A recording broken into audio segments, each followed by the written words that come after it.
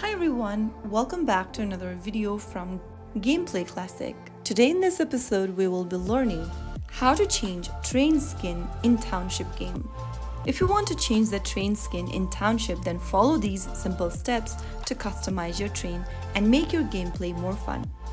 First of all, open up the Township game on your device and make sure that you're connected to an internet and logged into your account. Once you are inside the game, go ahead and go to the train station.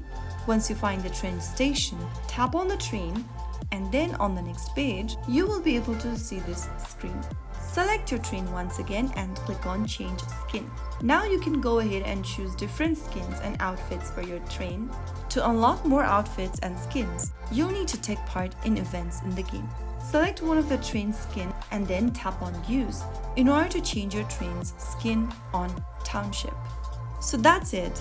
Now you know how to change your train's skin in Township to make your trains look awesome. If you found the video helpful, don't forget to like, share and subscribe to the channel. I will be back again in the next episode. Thank you for watching.